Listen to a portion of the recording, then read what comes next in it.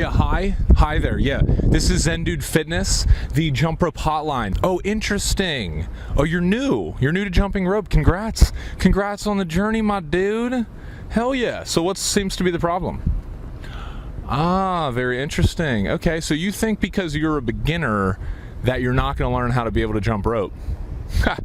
Ha! Brandon, we have another one. Ha! We have another one that thinks you're not going to be able to jump.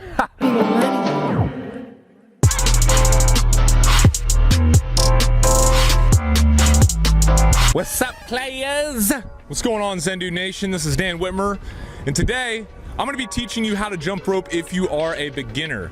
Now, we have released a video on how to jump rope, 6 basic steps. It's linked up. Check that out if you haven't already.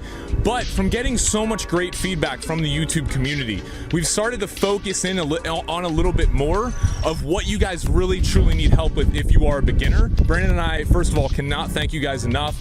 We love the momentum that's building, and we love hearing about the stories of people losing weight and living a happier life through doing jump rope. In this video, we're going to go over the fundamentals again, but we're really going to focus in on the difficulties that most of you have been telling us that you're facing. If you like this tutorial and want more of them, give it a thumbs up below. Go ahead and subscribe to our channel if you want more workouts, tutorials, and everything involving getting lean with the jump rope and your body. After learning how to jump rope, if you're a beginner and you want to get started with some workouts that kind of ease you into the workouts that we do here at Zen Dude Fitness, go ahead and click the link below and check out our free 4-week challenge. It's great for beginners. If you're advanced, it works too, but especially good if you're just starting out. We also have our recommended jump rope that I'm using in this video linked up below. It's cross rope. It's awesome. It's the best, most durable rope that we found thus far, so check it out. First of all, guys, just to talk a little bit about what we talked about in the last video, you want to measure your rope properly. So just a rule of thumb, when you're measuring your rope or when you're picking it, I want you to step in the middle of it like you see here,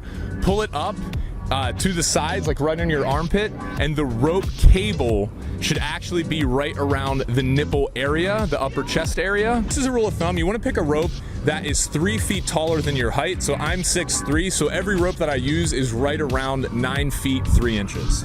As you can see here, as I'm just doing regular bounce, I'm up on my toes. My feet are not coming more than an inch or 2 off the ground. My knees are bent slightly, cushioning my impact so my joints don't get hurt. My elbows are in, and my hands are jutting out to the sides of my hips, and my wrists are controlling everything. Now, a mistake that most people make when starting out that we get a lot of feedback about is they do 2 jumps, as you see here, for every time the rope swings around. I want you guys to get rid of this mentality and start. It's the easier way to jump rope, but it's not the correct way. And if you start off doing that, it's going to be a lot harder to get yourself into just doing 1 skip for every rope turn. Okay, so what I want you guys to do is start off by just hopping 1, 2, 3, 4, 1, 2, 3, 4, and get that consistent rhythm down and get used to counting, and then envision the rope spinning 1 time underneath you every time you do that. Now that brings me to my next point, guys. This might seem a little bit difficult at first, but let's incorporate the rope,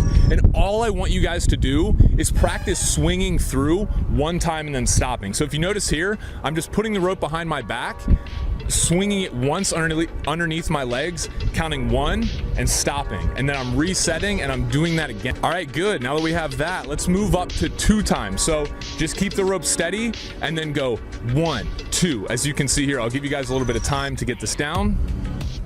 And as you see here, I'm just going 1, 2, and then stopping. 1, 2, and then stopping. Good, guys. Now I want you to move up to 3. 1, 2, 3, and stop.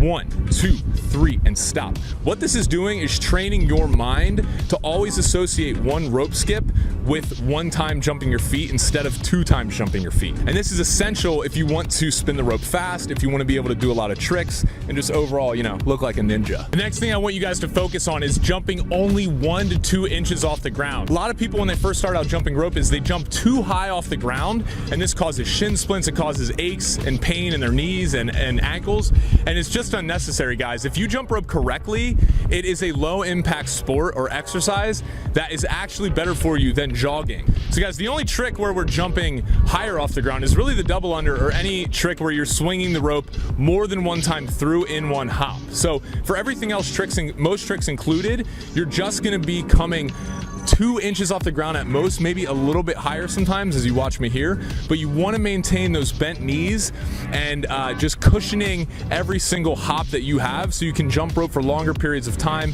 without any pain. So guys, I want to talk about your arms. Now, a lot of people, when they start out jumping rope, they have these very stiff arms, as you can see here in this footage. And what this does is it does not allow the rope to be tight when spinning around them. So they're really working their shoulders super hard. But the problem is there's no forearm or wrist action, so the rope is not spinning around tight. An analogy that I like to use is, think of a baseball player. If there's a pitcher and he has a ball like this and he's throwing it with a straight arm, first of all, he's not going to be able to throw it that hard, and he's probably not going to have that much accuracy, as opposed to if he winds up like this and coils it and kind of spins his arm around and throw it. You can throw it much faster if you bend your arm. The same applies to jumping rope.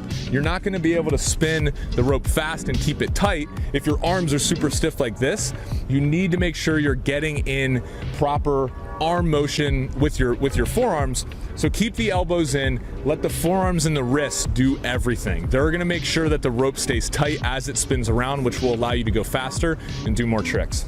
Which brings me to the wrists, the most important part that anyone can focus on when jumping rope as a beginner is your wrist. Now, if I turn to the side angle here, you can see this little range of motion going on with my wrists. Just pretend that my wrist socket right here is just a ball bearing, and that is swinging the rope around.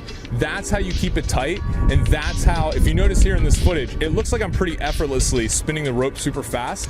It's all my wrists. I'm treating my wrist just like a ball bearing while slightly bending my arms at 90-degree angles to keep the rope tight. Putting all this together, when you start out practicing, I think it's super important for beginners not to go 5 to 6 times a week like Brandon and myself do now, and like many of our other advanced jump ropers do. I'd recommend, like I said, starting out with the 4-week challenge and just doing 2 to 3 workouts per week and having at least 1, maybe 2 rest days in between your workouts to save your body from the pain or some of the shin splints and aches that can come along when you're starting to jump rope.